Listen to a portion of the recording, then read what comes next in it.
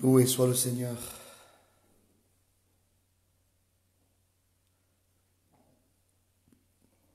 Ce que nous allons faire, nous allons prier le Seigneur. On va prier le Seigneur et voilà, on va mettre cette réunion, parce que c'est une réunion, là où la parole de Dieu est annoncée, c'est une réunion. Alors je vais essayer de parler doucement ce soir, parce que j'ai un problème de corde vocale.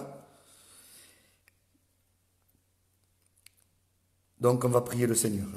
Voilà. Je prie avec vous. Vous pouvez prier là où vous êtes, avec moi. On est unis par le même esprit. Amen. L'unité de l'esprit, qui est le lien de la paix. Amen. Nous te bénissons, Seigneur, et nous te rendons toute la gloire qui t'est due, parce que, Seigneur, c'est toi qui fais tout. C'est toi qui sauves les hommes, qui les appelle, qui les qualifie, qui les saisit par ton esprit pour que, Seigneur, nous puissions apporter la parole au peuple. Seigneur, alors tout vient de toi, rien vient de nous, absolument rien. Seigneur, c'est toi qui donnes, tu n'as rien à vendre. Tu as tout donné.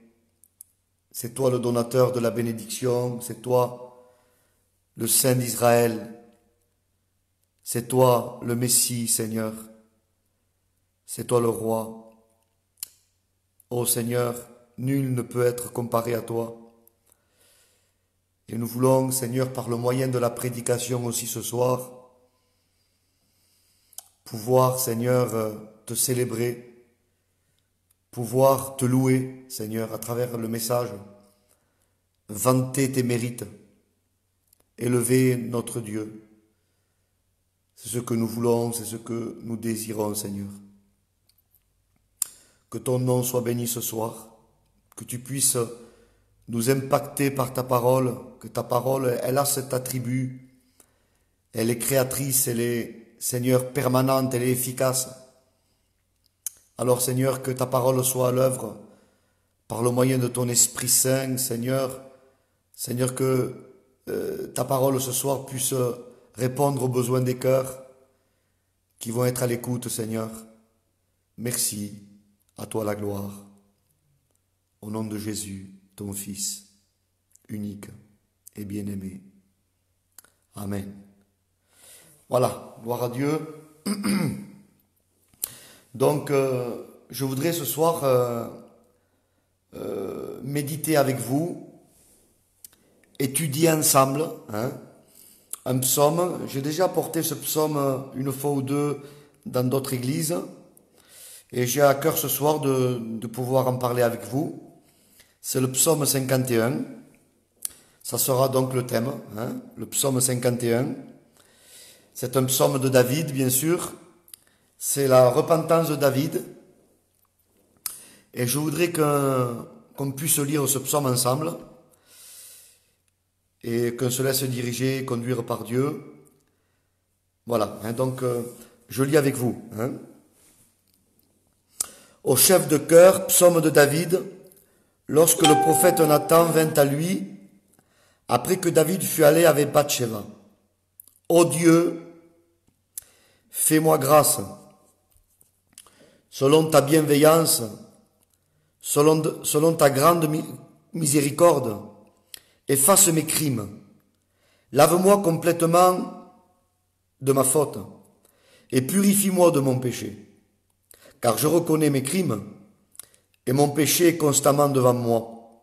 J'ai péché contre toi seul. J'ai fait le mal à tes yeux, en sorte que tu seras juste dans ta sentence, sans reproche dans ton jugement. Voici, je suis né dans la faute, et ma mère m'a conçu dans le péché. Mais tu prends plaisir à la vérité dans le fond du cœur, au plus secret de moi-même, fais-moi connaître la sagesse. Purifie-moi avec l'hysope, et je serai pur. Lave-moi, et je serai plus blanc que la neige. Annonce-moi la félicité et la joie, et les eaux que tu as brisées seront dans l'allégresse. Détourne ta face de mes péchés, efface toutes mes fautes. Ô Dieu, crée en moi un cœur pur, renouvelle en moi un esprit bien disposé. Ne me rejette pas loin de ta face et ne me retire pas ton Esprit Saint. Rends-moi la joie de ton salut et qu'un esprit de bonne volonté me soutienne. J'enseignerai tes voies à ceux qui se révoltent et les pécheurs reviendront à toi. Ô Dieu, Dieu de mon salut, délivre-moi du sang versé et ma langue acclamera ta justice. Seigneur, ouvre mes lèvres et ma bouche proclamera ta louange. Car tu ne prends pas plaisir au sacrifice, autrement j'en donnerai. Tu n'agrées pas d'holocauste. Les sacrifices agréables à Dieu, c'est un esprit brisé, un cœur brisé et contrit. Ô Dieu, tu le dédaignes pas. Amen. Merci Seigneur. Voilà, c'est un psaume extraordinaire. Et je demande à Dieu une direction particulière parce qu'il faut faire des choix dans ce psaume-là, parce qu'il est très riche. Hein. Et donc ce psaume, voyez-vous, est un psaume de plénitude. Ce psaume-là,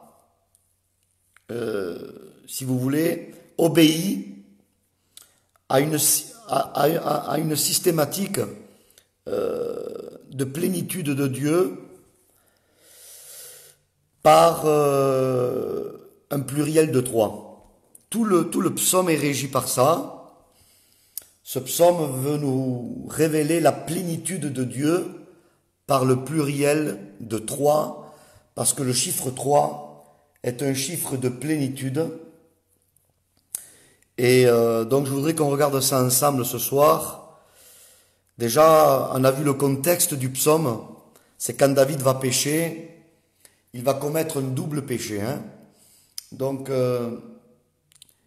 et David est très embêté là. Il est très embêté parce que David,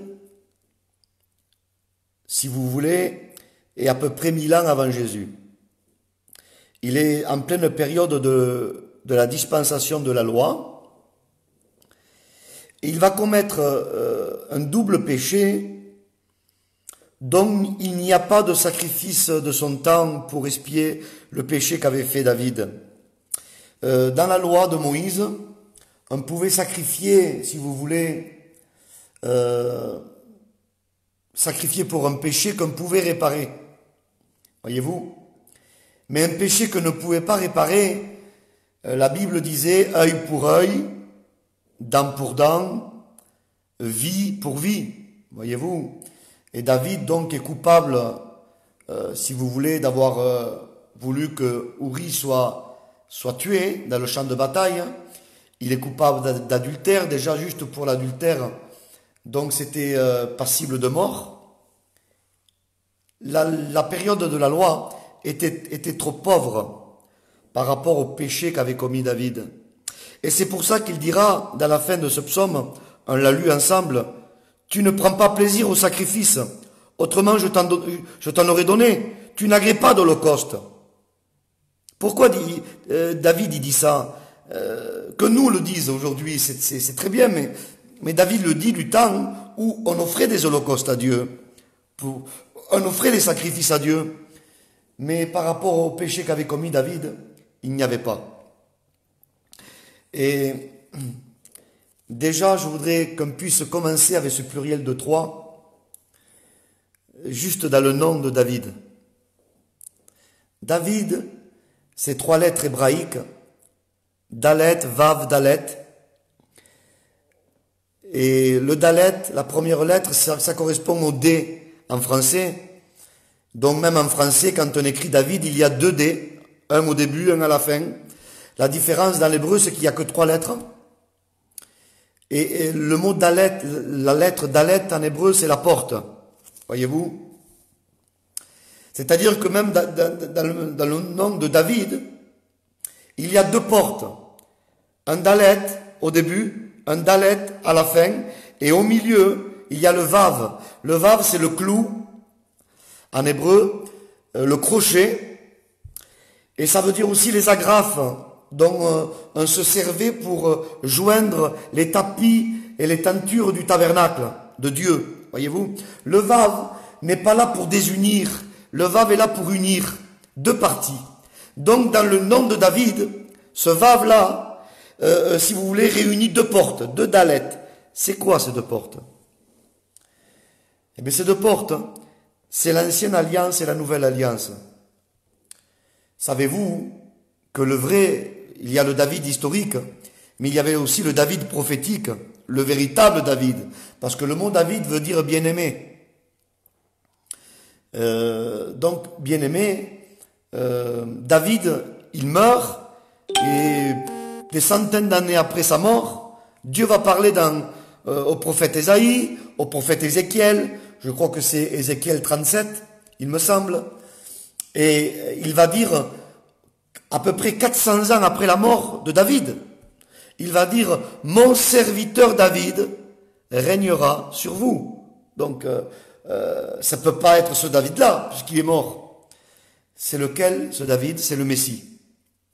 Le mot bien-aimé, souvenez-vous, quand Jésus passe par les eaux du baptême, Dieu va parler et va dire, voici mon fils bien-aimé, en qui j'ai mis toute mon affection, voici mon David. Le David, le cœur de Dieu, l'homme selon le cœur de Dieu. Bien sûr qu'il est aussi lui, dans la vérité qu'il a, parce que nous allons le voir. Mais le cœur de Dieu, c'est le Christ, voyez-vous. Donc, si c'est Jésus, le vrai David, si vous voulez, il est le vave, il est celui qui a été cloué à la croix et qui va réunir les deux portes. Il va sauver à la croix, il va pousser une porte à la croix, Jésus, des 4000 ans d'histoire avant lui, de ceux qui étaient fidèles à Dieu dans leur dispensation. Mais ils n'ont pas été sauvés par rapport à la dispensation qu'ils avaient. Ils ont été sauvés par anticipation de Golgotha. Parce qu'ils ont été fidèles en leur temps, dans leur dispensation, Golgotha les a sauvés par anticipation, donc Jésus. Donc si vous voulez, quand Jésus a été crucifié, il est allé chercher avec ce bras tous ceux du passé, les 4000 ans d'histoire avant lui, et il les a ramenés à la croix. Il est allé pousser la porte, la première porte de l'ancienne alliance, et de tous ceux du premier homme, jusqu'à lui. Jésus est le 70e homme après le premier Adam de la lignée messianique, 70 générations, 4000 ans à peu près d'intervalle, et il s'est élevé devant lui comme une faible plante. Il est l'agneau de Dieu sans tache, le seul, l'unique, le véritable, celui que Dieu attendait, celui que l'humanité attendait, le Messie, le Fils de Dieu, le Saint d'Israël, le Roi des rois, le Seigneur des seigneurs. Donc il est allé chercher la porte de l'Ancien Testament, tous ceux de l'Ancienne Alliance, 4000 ans. Ça a été le panorama de Jésus. C'est ce qui aidait Jésus à tendre ses bras. Il avait une motivation. Il voyait. Amen. Parce que c'est dur, parce que Jésus l'a fait en tant qu'homme. C'est dur d'aller tendre notre bras. On mettait des lanières là au crucifié pour tirer leurs bras, pour les aider. Donc pour que les mains des crucifiés soient clouées au bois. Et si vous voulez, la motivation de Jésus, malgré sa souffrance, c'est quand il s'est tourné pour tendre son bras au premier bourreau, il a vu ce panorama des 4000 ans de l'humanité avant lui, il était en train d'aller les chercher à la croix déjà.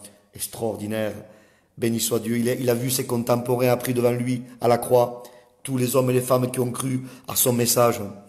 Et ça l'a motivé. Après, avec ce bras, il est allé pousser la deuxième porte, la porte du futur.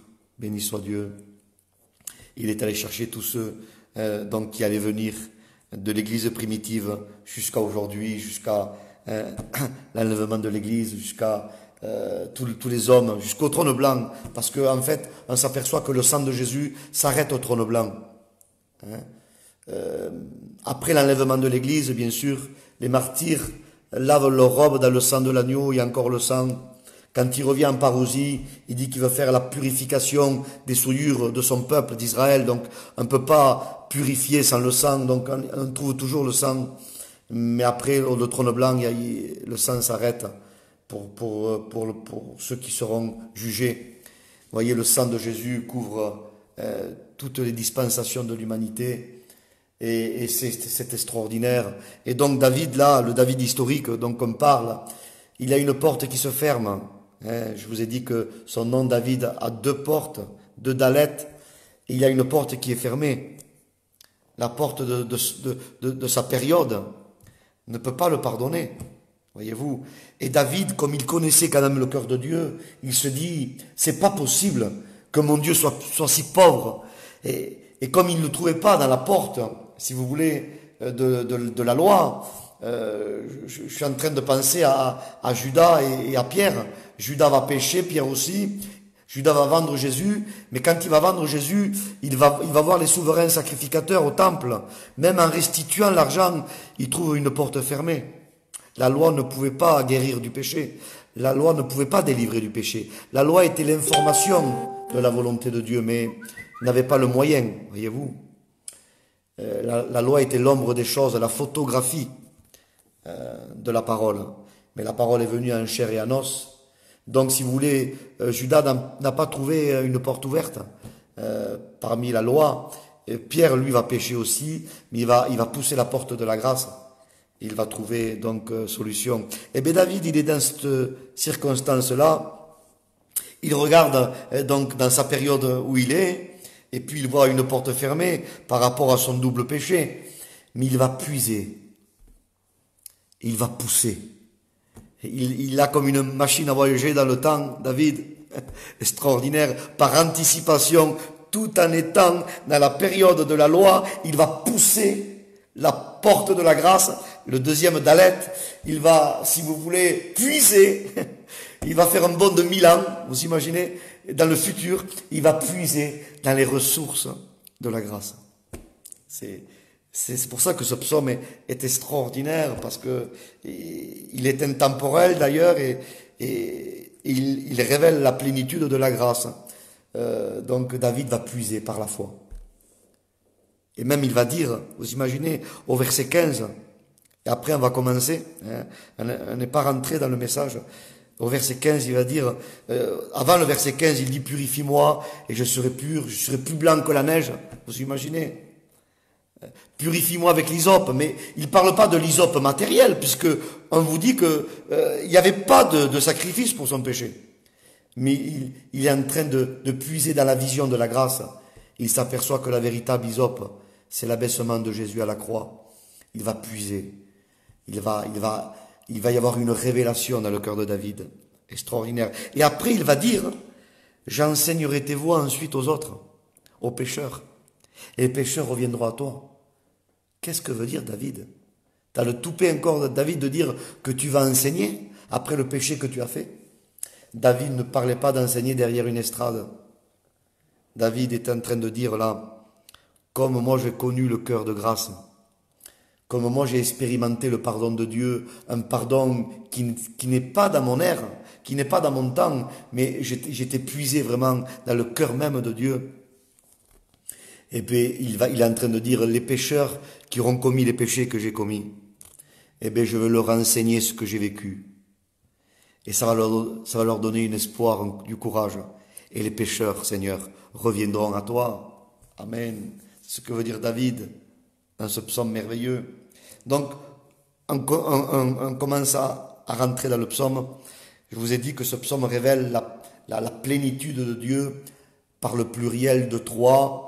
Donc déjà, cette plénitude, ce pluriel, va être orchestré par le premier pluriel du psaume.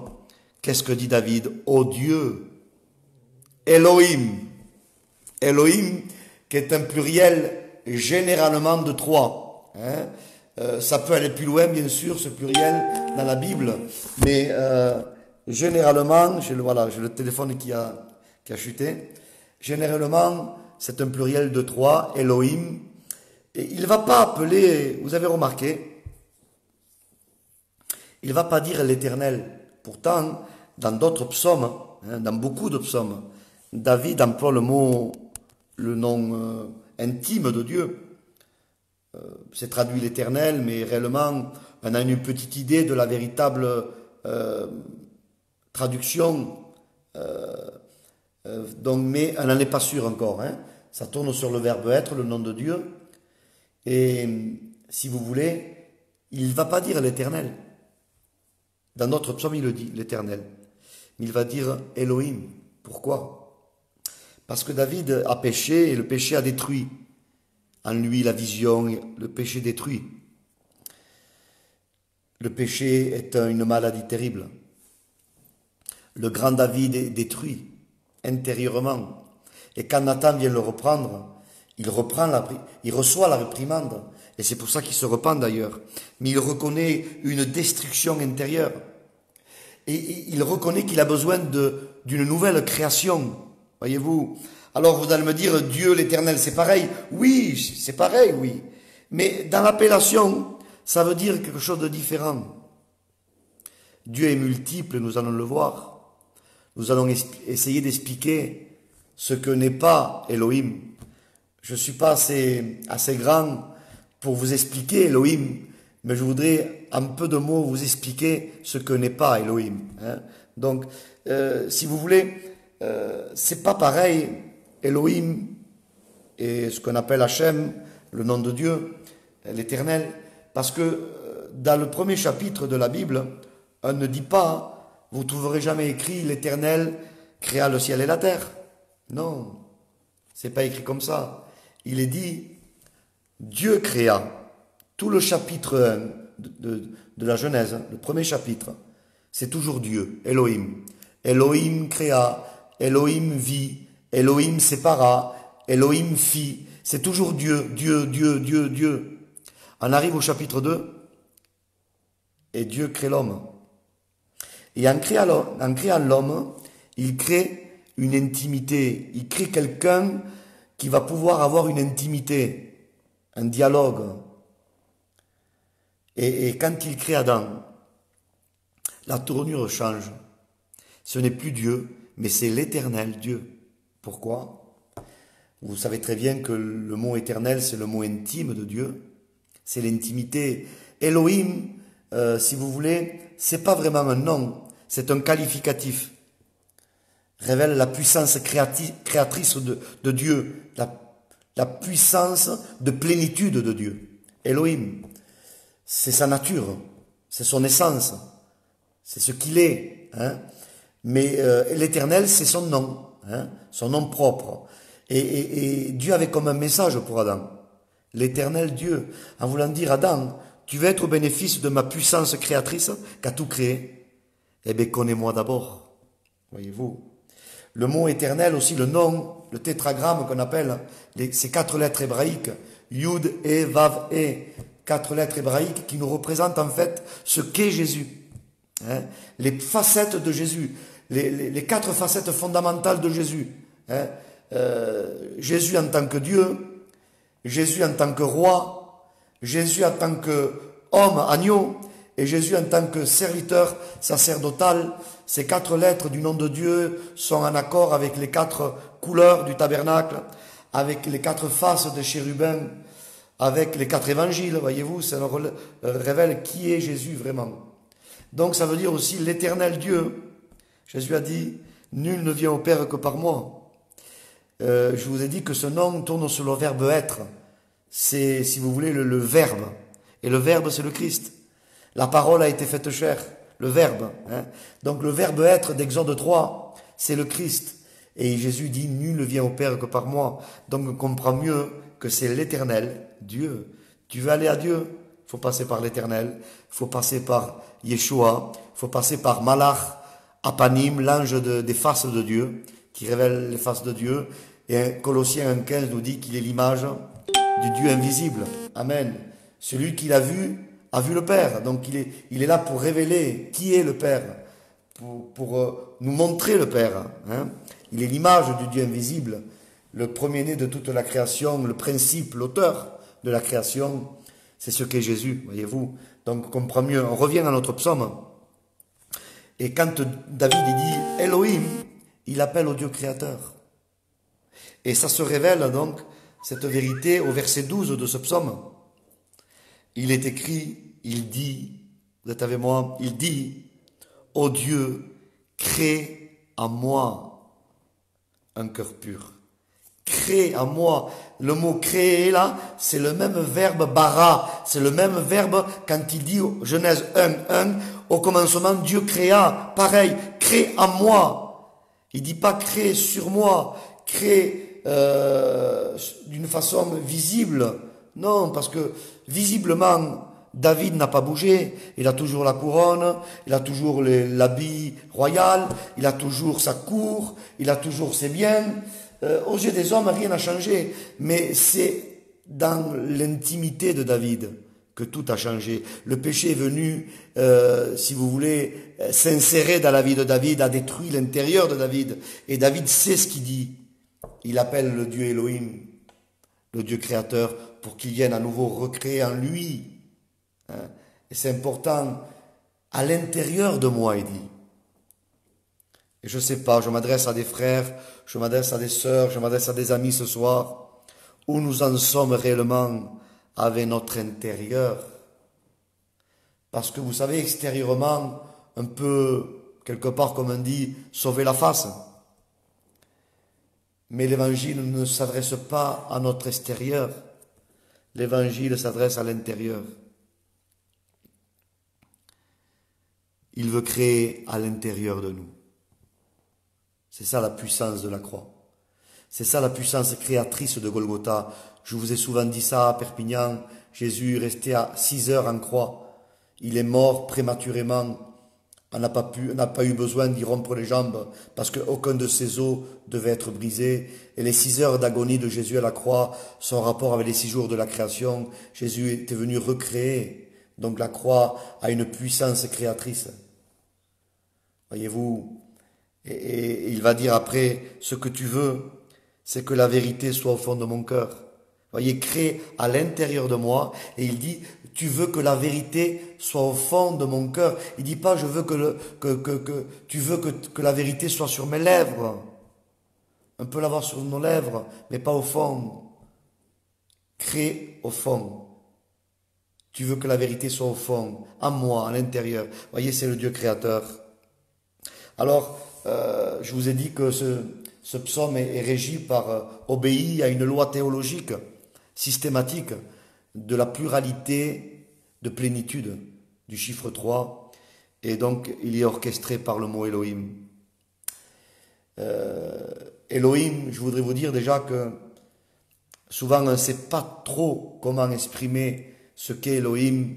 Et parfois, il y a des erreurs. Le mot Elohim est un pluriel, c'est vrai, mais c'est un pluriel d'excellence. Suivant aussi qui est placé ce mot, Elohim, si c'est pour des dieux païens, pour plusieurs dieux, bien sûr que ça veut dire plusieurs, pas de souci. Ça veut dire plusieurs dieux, plusieurs faux dieux, plusieurs idoles. Là oui, il est employé aussi pour ça. Mais réellement, quand le mot Elohim est employé pour un dieu, il n'est pas là pour faire ressortir plusieurs dieux. Il est là pour faire ressortir une plénitude, un pluriel d'excellence, de révérence. Voyez-vous, je vous donne un exemple. Le dieu Dagon, le dieu des Philistins, il n'y avait qu'une seule statuette. Et vous savez comment ils appelaient leur dieu? Elohim. Voyez-vous. Un autre exemple encore. Exode 32, le veau d'or.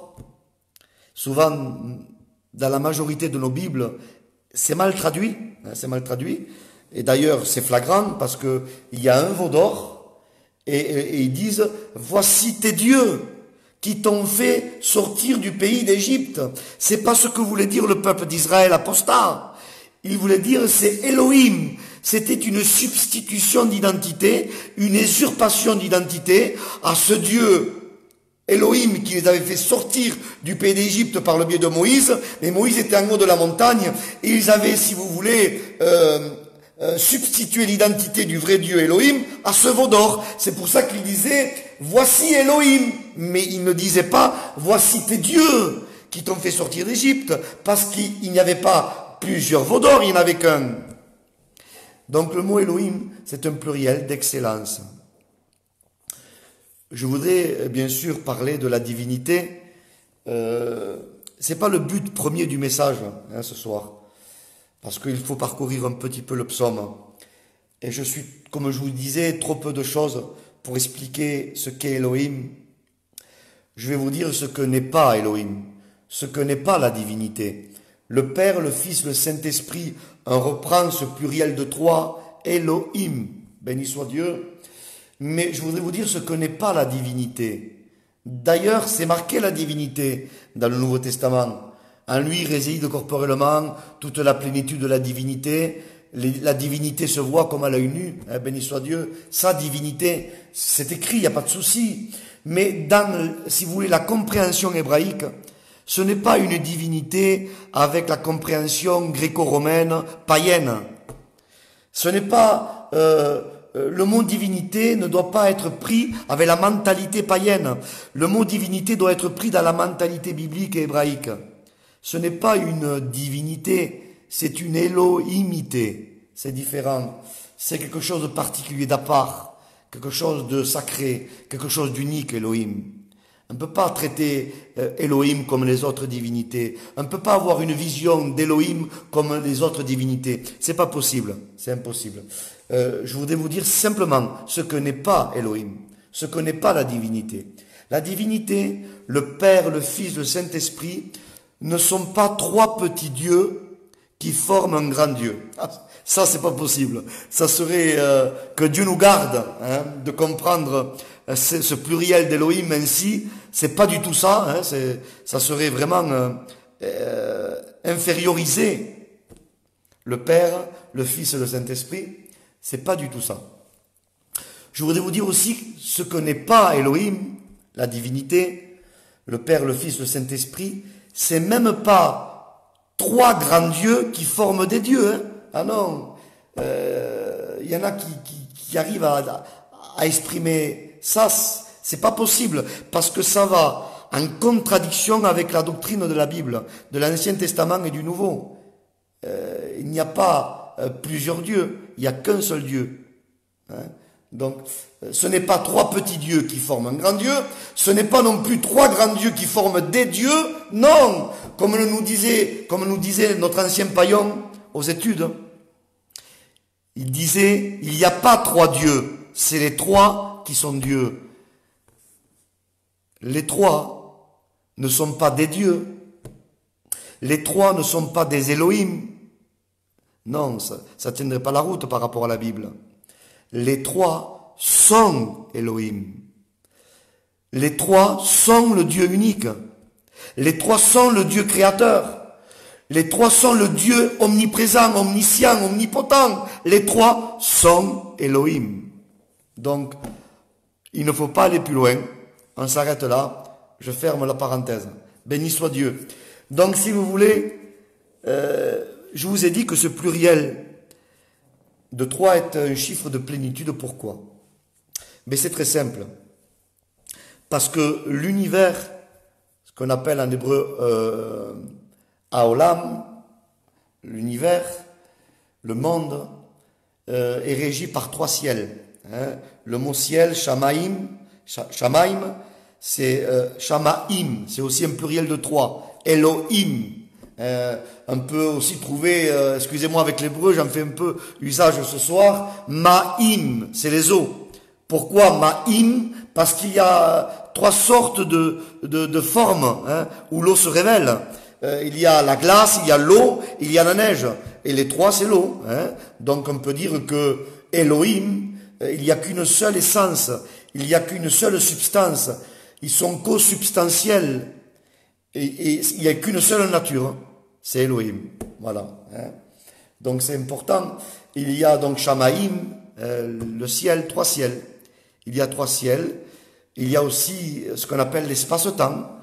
C'est l'espace et le temps. Et l'espace et le temps, c'est un pluriel de 3. Voilà. C'est Einstein qui avait découvert ça, mais la Bible en parlait avant lui.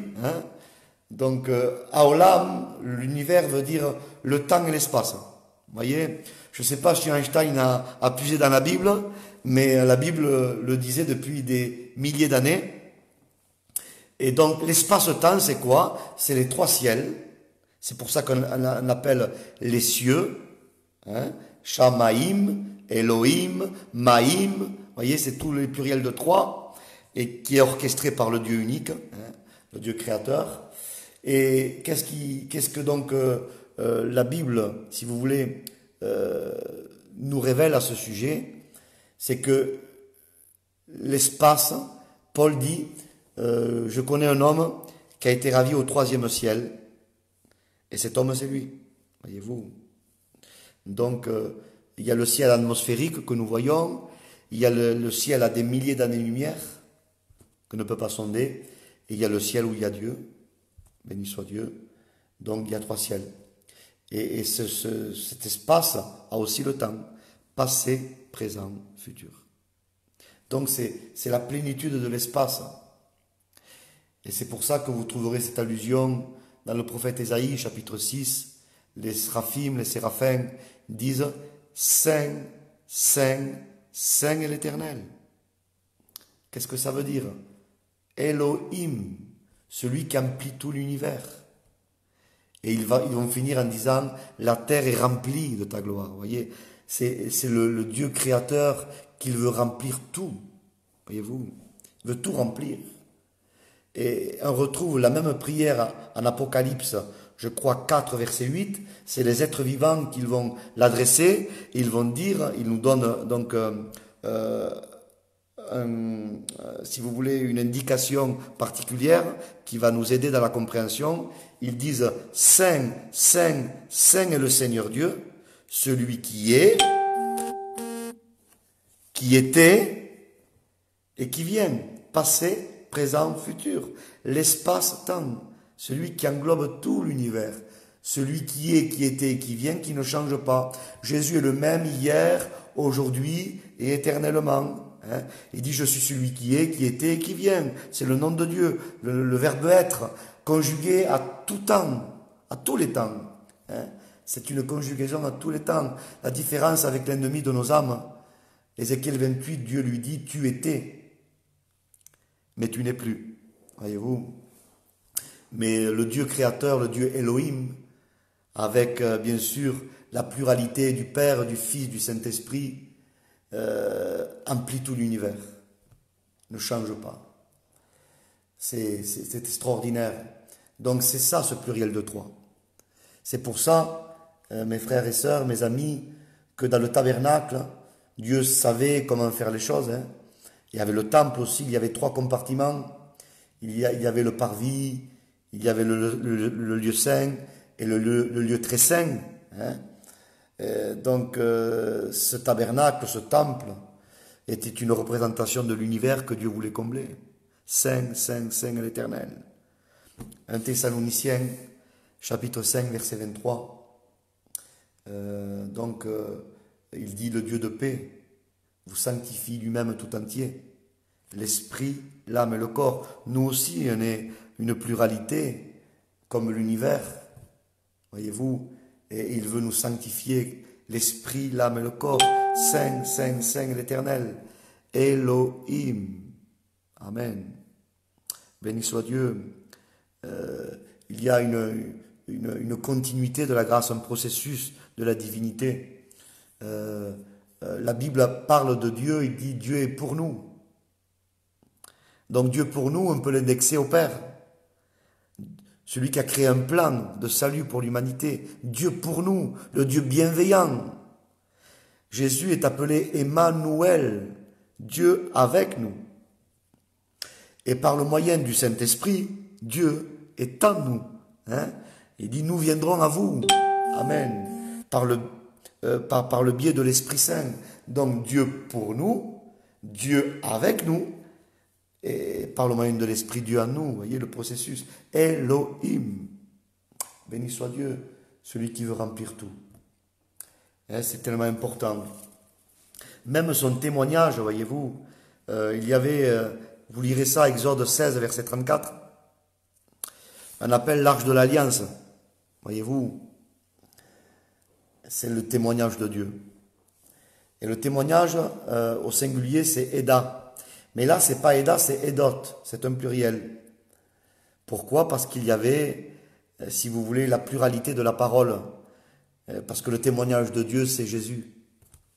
C'est la parole de Dieu, c'est son Fils. Et qu'est-ce qu'il y avait dans cette arche? Il y avait, si vous voulez, les tables de la loi, qui étaient l'information de la vérité, mais qui ne pouvaient rien amener à la perfection, parce que c'était que de la pierre, c'était que de l'information. Vous voyez la transition, hein, le processus. Il y avait la manne dans un vase d'or, qui représente la venue du Messie, parce que Jésus dit, je suis le pain de vie descendu du ciel. Ce n'est plus de la pierre, la parole, elle est devenue du pain. Et donc elle n'est plus pour nous lapider, elle devient une nourriture pour nourrir nos âmes. Et après il y avait le bâton d'Aaron, et ce bâton, il était retranché de la terre, il représente la mort de Jésus. Il avait refleuri, il représente la résurrection. Voyez-vous, c'est le témoignage de Dieu, et d'autres, plusieurs. Hein. Elohim, béni soit Dieu, ce pluriel de trois qui régit la plénitude du témoignage de Dieu en Jésus-Christ.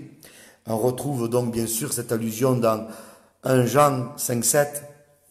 Il y en a trois qui rendent témoignage. Hein. Vous connaissez ce texte, on le comprend mieux maintenant. L'esprit, l'eau et le sang. Amen. Et voyez la transition. Le Saint-Esprit a couvert Marie de son ombre. Amen. Hein. Elle a engendré l'eau qui est la parole incarnée. Et cette parole a été jusqu'au sang à la croix. Voyez le processus de grâce. Donc c'est ça, hein, cette pluralité donc que nous devons prendre en compte. On pourrait juste parler de ça. Le verset 13 nous dit « Ne me rejette pas loin de ta face ». Et le mot « face » en hébreu, panim, c'est aussi le pluriel de trois. Ça peut dire beaucoup plus que trois aussi, mais on va dire panim, les faces de Dieu. Les faces de Dieu, on peut donc le voir avec le Père, le Fils, le Saint-Esprit. Matthieu 28, verset 19. Hein, vous les baptiserez au nom du Père, du Fils, du Saint-Esprit. Panim. Et panim aussi, je vous l'ai dit au départ, c'est les quatre faces de Christ, fondamentales. Christ a beaucoup plus de facettes que quatre, mais les quatre facettes fondamentales, on les retrouve dans ce que je vous ai dit au début. Hein. Les quatre lettres du nom de Dieu, les quatre couleurs du tabernacle, les quatre phases des êtres vivants, et les quatre évangiles par exemple. Il y a encore d'autres choses, mais on ne va pas y aller. Donc, vous voyez, c'est ce qui va orchestrer ce pluriel de plénitude dans ce psaume-là. Très intéressant. Donc, on va continuer, David va continuer, il va exprimer les sentiments de Dieu qui sont aussi un pluriel de trois. Extraordinaire. Et on va le lire ensemble. Hein? Regardez ce qu'il dit au verset 3. David, fais-moi grâce, selon ta grande bienveillance, vous avez peut-être bonté dans certaines traductions, et selon ta grande miséricorde. Donc, voyez, grâce, bienveillance ou bonté, et miséricorde. Dans les sentiments de Dieu, il y a aussi ce pluriel de trois, Elohim. Pourquoi? Le premier sentiment, vous avez-vous aie pitié de moi, hein, dans les versions secondes, 1910 ou 79, c'est très bien aussi, mais c'est le mot Hanan, et Hanan c'est la grâce. Alors bien sûr, je voudrais me faire entendre ce soir, Hanan a une dimension beaucoup plus grande que ce que je vais dire là, mais dans, si vous voulez, le contexte de ce psaume, le mot Hanan veut dire, si vous voulez, la grâce, la bienveillance de Dieu au niveau de l'esprit, au niveau de la pensée de Dieu. Hanan, c'est le plan de grâce que Dieu a créé en lui-même. Ça veut dire aussi l'action, bien sûr. Mais dans le contexte du psaume, vous allez voir pourquoi. Hanan, c'est vraiment la pensée de Dieu, dans la pensée. Et Hanan, c'est une grâce. Mais la grâce, je voudrais vous dire qu'elle n'est pas passagère. Ça vient du mot Hana qui veut dire demeurer, s'incliner, s'étendre, rester. C'est quelque chose qui dure, Hanan. C'est duratif. Et j'ai un psaume devant moi là, c'est le psaume 30, verset 5. Sa grâce veut nous accompagner jusqu'à la fin. Il dit, car sa colère dure un instant. Ça, c'est la colère. Elle n'est pas permanente, mais sa grâce est permanente. Mais il dit, sa grâce dure toute la vie. Voyez-vous? C'est pour ça qu'il y avait dans 1 Jean 1,7, il dit que ceux qui marchent dans la lumière, nous sommes en communion les uns avec les autres. Et le sang de Jésus, son Fils, nous purifie de tout péché. Il parle à des chrétiens. Donc c'est un verbe duratif. Nous purifie. C'est une constance. Je le dis souvent, je le dis encore ce soir. Je ne sais pas vous, mais moi je ne suis pas assez bon pour me passer du sang. Pourquoi il y avait 2 sacrifices journaliers dans l'ancienne alliance, un holocauste le matin, un holocauste le soir? Moi j'aurais mis un holocauste un jour. Dieu dit non, il dit Michael, je voulais qu'Israël se lève avec le sang, et je voulais qu'Israël se couche avec le sang. Parce qu'entre le lever et le coucher, il y a toute une journée où un trébuche, où il y a de la poussière spirituelle qui veulent s'attacher. Donc on a besoin du sang. Alors Dieu dit, je ne prends pas de risque, un le matin, un le soir, à savoir que quand Jésus est mort, extraordinaire, il l'a mis en croix à 9 heures du matin, c'est là qu'on offrait précisément le premier sacrifice journalier. Et il est mort à 3 heures de l'après-midi, et là, précisément qu'on offrait le deuxième sacrifice journalier. Jésus à la croix a couvert les 2 sacrifices journaliers, Hanan, la permanence. Donc le jour égale notre vie, toute notre vie. C'est important ça. Il exprime une autre qualité donc des sentiments de Dieu, la bonté. Il parle de « aie pitié de moi » dans vos traductions, et selon ta bonté. Et bonté, c'est le mot en hébreu « chesed ». Chesed, c'est ouvrir sa main et donner. Je vous ai dit que Hanan, dans ce contexte, c'est la pensée. Chesed, c'est les sentiments. Les sentiments qui donnent. Ayez les sentiments qui étaient en Jésus-Christ, Philippiens 2, versets 5 à 8. Lui existant en forme de Dieu n'a point regardé comme une proie arrachée son égalité avec Dieu, mais il s'est dépouillé lui-même en prenant la forme d'un esclave, en se rendant obéissant jusqu'à la mort et la mort de la croix. C'est les sentiments de Dieu. Car Dieu a tant aimé qu'il a donné. Il a ouvert sa main. Chesed, c'est donner c'est ouvrir notre main. Amen. Et c'est ce que Jésus a fait aussi à la croix. Il a ouvert sa main pour qu'elle soit clouée. C'est les sentiments qui donnent. Et après il dit, selon ta grande miséricorde. Vous voyez, c'est pas des synonymes, c'est vraiment un pluriel de plénitude dans les sentiments de Dieu. Et là c'est le mot racham en hébreu, qui veut dire entraille de miséricorde. Racham veut dire aussi le sein maternel. C'est un engendrement qui donne corporellement. Hanan, dans le contexte, la pensée, chesed, les sentiments, racham, c'est un don corporel. C'est un enfantement qui donne corporellement. Et on pourrait citer Jean 1,18, Dieu le Fils qui était dans le sein du Père nous a fait connaître le Père. On pourrait citer Hébreux 10, verset 5, tu m'as formé un corps, racham. C'est le sein maternel, voyez-vous. 1 Corinthiens 11, 24, prenez ceci à mon corps. Hébreux 1, 5, tu es mon fils et je t'ai engendré aujourd'hui. Racham, sein maternel.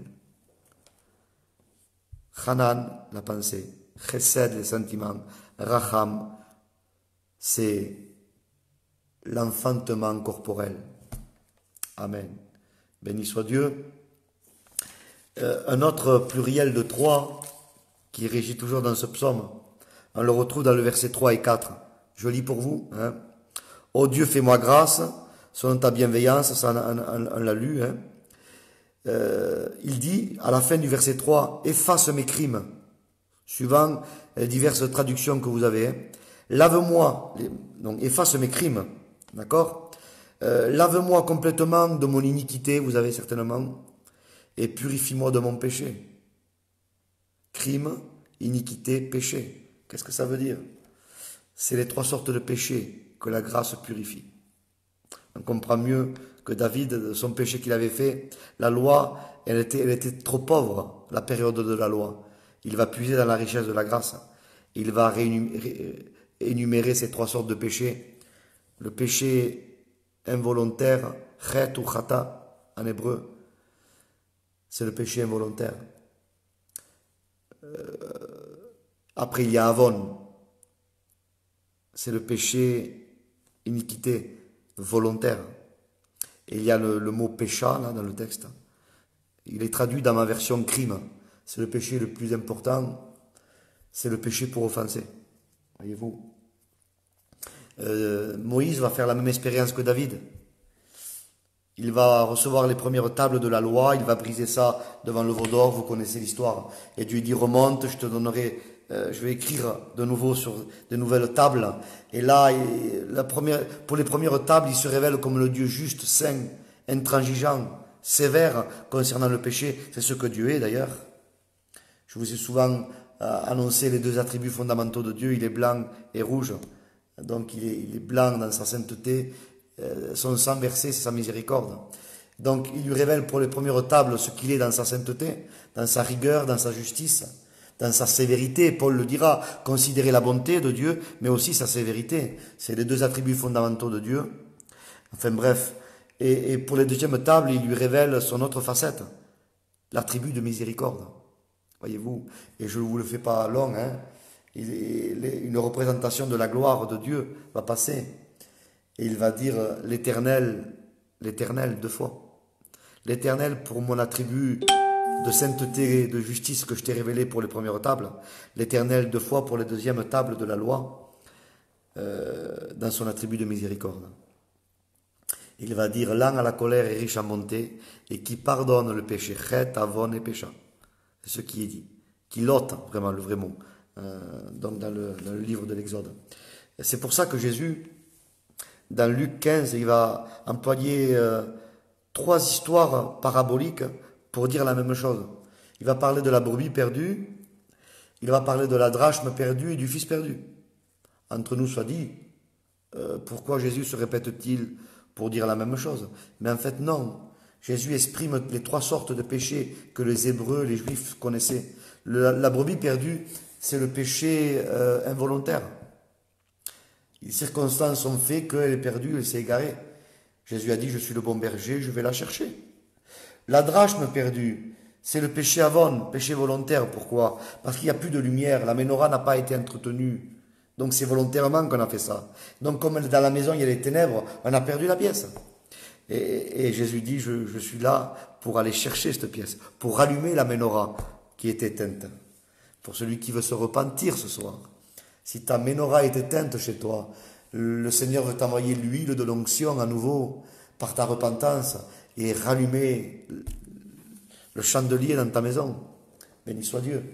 Et après, il parle du fils perdu. Et le fils perdu correspond au péché pécha pour offenser. Et d'ailleurs, parce qu'il va partir corporellement du Père, volontairement. Il va demander les biens à son Père, il va partir.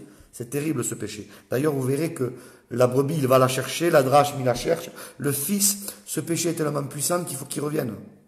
Mais quand il était encore loin, le Père va courir à sa rencontre. C'est l'amour du Père.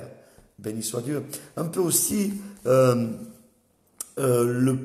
parler ainsi, un peu le mettre dans cette dimension. Le péché chet, la brebis perdue, c'est le péché au niveau de l'esprit. La drachme perdue, avon, nous représente le péché des sentiments. Voyez, quand on laisse rentrer nos pensées à l'intérieur du cœur. Et le péché pécha, c'est un péché matérialisé par le corps. C'est pour ça que le Fils, il part corporellement loin du Père. D'accord? On peut le voir aussi ainsi. Ces trois sortes de péchés, on le voit aussi quand on offrait les sacrifices dans l'Ancien Testament, suivant les péchés qu'il y avait, on mettait le sang pour certains péchés simplement sur les cornes de l'autel des holocaustes dans le parvis. Mais si vous voulez, un souverain sacrificateur avait péché, ou si tout Israël avait péché, on amenait le sang dans le deuxième compartiment sur les cornes de l'autel des parfums. Et une fois par an, le jour du Yom Kippourim, le jour du grand pardon, on amenait le sang au-delà du voile. Voyez, c'est aussi en similitude avec ces trois sortes de péchés. Chet, on reste dans le parvis. Avon, on va dans le deuxième compartiment, sur les cornes de l'autel des holocaustes. Et pécha, on va au-delà du voile. Voyez-vous, hein, c'est le péché le plus profond. Hein. Béni soit Dieu. Donc on comprend mieux la pluralité de la grâce. Hein. Et ça c'est important. Un autre pluriel de trois que nous avons vu. Nous avons vu donc Elohim, nous avons vu le pluriel des sentiments de Dieu. Nous avons vu le pluriel de ce que la grâce pardonne comme péché. Là où le péché a abondé, sa grâce surabonde. C'est pour ça qu'il dit dans 1 Jean 1,7, le sang de Jésus son Fils vous purifie de tout péché. Bien sûr qu'on peut y mettre les branches diverses du péché, un peu, bien sûr l'inclure là-dedans, mais c'est surtout par rapport à ces trois sortes de péchés, hein, dont Jean va mentionner cela. Le sang de Jésus, son Fils, nous purifie de tout péché, des trois sortes de péchés. Là où le péché a abondé, sa grâce surabonde. C'est important. Béni soit Dieu. Donc, il y a aussi, verset 10, je vais bientôt finir. Hein. Vous ne me voyez pas là, mais je suis en train de courir hein, pour vous porter ça. Mais c'est une étude ce soir sur ce psaume et c'est très important. Le verset 10, regardez ce qu'il dit. Je lis avec vous. Annonce-moi, c'est mal traduit. C'est le mot shema, fais-moi entendre. Là aussi, on trouverait un autre pluriel, hein, de trois. Parce que le mot shema, entendre, veut dire entendre, comprendre, obéir. Elohim. Foi, repentance, conversion. Donc, je vous ai souvent prêché ça à Perpignan, mais ça va dans le cadre dont est régi ce psaume. Hein. Fais-moi entendre. Pluriel de trois aussi. Et regardez, qu'est-ce qu'il veut qu'on lui fasse entendre, David? La félicité, la joie, et les eaux que tu as brisées seront dans l'allégresse, ou se réjouiront, selon d'autres traductions, la joie, la félicité, l'allégresse. Elohim, la plénitude de trois, de la joie de Dieu. Fais-moi entendre la félicité. Fais-moi entendre, c'est la joie de la pensée que nous transmet. Fais-moi entendre, c'est pour ça qu'il dit fais-moi entendre, que nous transmet la positivité de la parole. Elle veut réjouir nos pensées. Amen. Et c'est le mot en hébreu sasson. Sasson, c'est la joie de la pensée. Après il dit, et je serai dans la joie, shimcha. Et shimcha, c'est la joie des sentiments. Quand on se laisse réjouir dans la pensée, par la parole, en y mettant notre foi, eh bien ça réjouit nos sentiments. Et après, quand les sentiments sont réjouis, David va dire, et les os que tu as brisés, là il parle du corps, se réjouiront. Et là c'est Gil, c'est la joie du corps. Amen. La joie de la pensée, ça sonne. Shimcha, la joie des sentiments, et Gil, c'est la joie du corps. Parce que quand nos pensées sont dans la joie, quand nos sentiments sont dans la joie, notre corps s'en porte bien. C'est écrit. Hein? Béni soit Dieu. Vous savez qu'il y a des maladies psychosomatiques. Il y a des maladies qui sont les répercussions de mauvais état de la pensée, des sentiments, et ça se répercute dans le corps. Et ce que je vous dis, c'est scientifique. C'est prouvé. Le stress, aujourd'hui, est une grande source de maladies. Et qu'est-ce qu'est le stress? Ce sont des pensées agitées, des sentiments agités. Un manque de joie de Dieu. La joie de l'Éternel, dira, c'est notre force. Béni soit Dieu. Et nous le croyons de tout notre cœur. Voyez donc, cette joie est régie aussi en pluriel de trois, de Dieu. Donc, on va bientôt finir. Le verset 9. Et je vais finir très bientôt. Hein. Je ne sais pas combien de temps je prêche. Hein, ça va faire c'est pas possible. Moi, je ne vois pas passer le temps. Peut-être que vous oui, mais excusez-moi. Je vais finir vite alors. Hein, excusez-moi. Hein.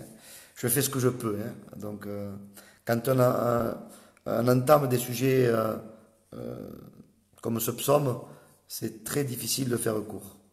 Donc, il va dire, verset 9, « Purifie-moi avec l'hysope, je serai pur. » Voilà.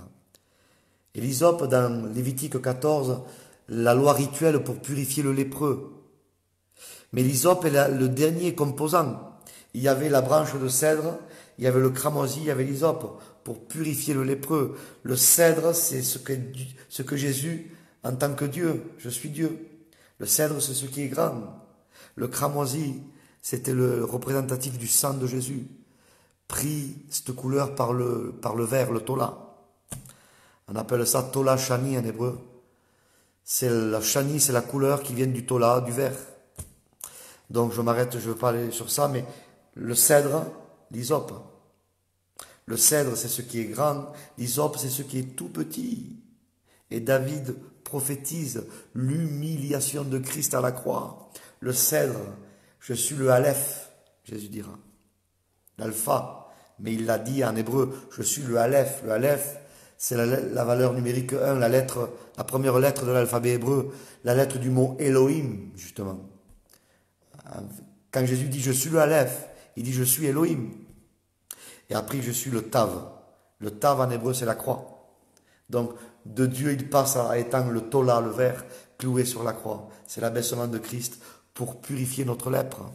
Donc vous voyez quand il dit purifie-moi avec l'hysope, c'est le dernier composant de 3 pour la purification. Elohim. Je finis avec, il y a les trios sacrificiels dans le sacrifice. Et il était dans ce Lévitique 14. Il y avait Zevach Hacham, Zevach Chata et Zevach Ola.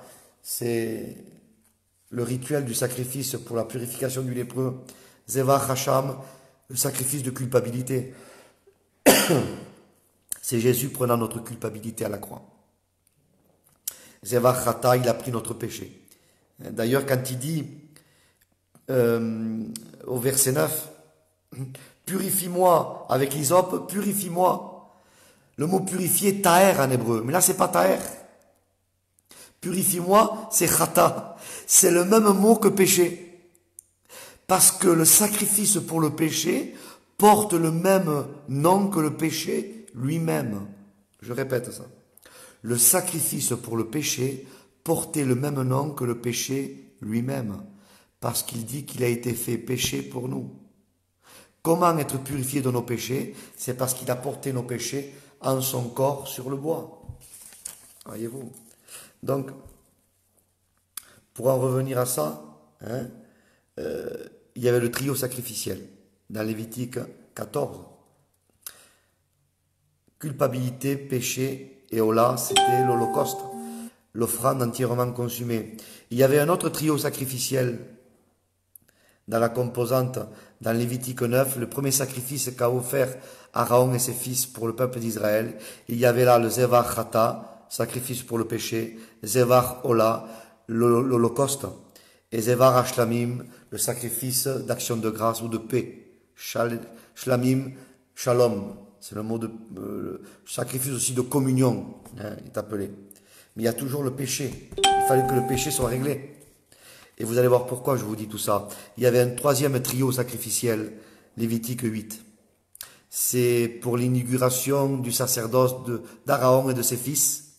Et là, c'est la seule fois où vous verrez Moïse officier, en tant que sacrificateur. Pourquoi c'est Moïse qui le fait? Parce que c'est la purification d'Aaron. Donc il faut que ce soit Moïse qui le fasse. Et là, il y a Zevach Chata, sacrifice pour le péché toujours. Ola, l'Holocauste. Et Zevach Miloïm, le sacrifice de garniture, d'investiture. Être investi du ministère. Donc, mais ça passe par le sacrifice du péché, par la réparation du péché. Pourquoi je vous dis tout ça? Et je finis mon psaume. Parce que dans Exode 32, verset 6, le veau d'or, qui nous représente le faux évangile, qui nous représente l'évangile moderniste, moderniste, oui, actuel, moderne. Le veau d'or, Aaron nous représente, si vous voulez, malheureusement dans le cercle mondial, à ce moment-là, il nous représente les pasteurs apostats, qui veulent annoncer un évangile au peuple qui va, disons, leur convenir. Et devant le veau d'or, qui est l'image du faux Dieu, du faux Elohim, souvenez-vous au début ce que j'ai dit, de la fausse pluralité, de la fausse plénitude. Il va dire qu'ils vont offrir des holocaustes et des sacrifices d'action de grâce. Le trio sacrificiel n'y est plus. On enlève la mention du péché. Le péché, ça fâche trop. Vous ne trouvez pas qu'on vit de plus en plus ces temps-là? Dans nos réunions d'évangélisation, excusez-moi de vous dire ça les frères, on peut bien prêcher, mais si on ne censure pas le péché, si on ne parle pas de la repentance, et si on ne parle pas du sang de Jésus, même si on évangélise d'une façon éloquente, notre prédication ne vaut pas un sou. Il n'y a pas les ingrédients indispensables. Mais même si on bégaye et si on fracasse un peu le français, mais si quand on évangélise, on parle du péché, de la gravité du péché, et qu'on parle de la repentance, et qu'on parle du sang de Jésus, on a prêché comme Dieu l'a voulu. Voyez. Et là, au temps du veau d'or, on avait liquidé le péché, il ne faut pas en parler. Présentons l'Holocauste, présentons le sacrifice de paix, de communion, mais sans être passé par la réparation du péché. Vous imaginez l'erreur? Il cisaille les trios sacrificiels de la Bible, accomplis en Jésus à la croix. Quelle gravité, hein, voyez-vous. Après, on s'étonne qu'il n'y a pas de nouvelle naissance dans nos églises. C'est normal. Hein. Il faut prêcher comme Dieu le veut. Et c'est dans ça qu'il faut le faire. Annonçons le péché. Annonçons, Amen, que Jésus a pris nos péchés, qu'il a pris notre culpabilité, qu'il a été l'Holocauste pour nos vies et qui nous annonce aujourd'hui la paix, du pardon de Dieu, de la réconciliation. Donc sur ce, je termine, ça y est. Hein. Merci pour votre attention. Nous avons vu la pluralité de ce psaume orchestré par Elohim, hein, donc ce pluriel de trois. Nous avons vu dans les sentiments de Dieu ce pluriel de trois. Nous avons vu dans, si vous voulez, le pardon des péchés dans ce pluriel de trois. Nous avons vu la joie de Dieu qui est un pluriel de trois. Nous avons vu les trios sacrificiels qui sont un pluriel de trois. Donc vous voyez, tout ce psaume est régi par la plénitude d'Elohim, révélé au cœur de David par rapport à son péché. Donc il s'était repenti. Donc le Seigneur nous invite à nous repentir s'il y a besoin ce soir. Nous prions ensemble. Hein. Nous te bénissons Seigneur, nous te rendons grâce. Nous remettons nos foyers, nos vies entre tes mains. Je te remets ces âmes qui sont à l'écoute ce soir. Que tu puisses bénir, convaincre Seigneur, dans le nom glorieux, merveilleux de ton Fils bien-aimé Jésus. À ton nom sera toute la gloire Seigneur. Merci Père. Amen. Que Dieu vous bénisse. J'ai terminé.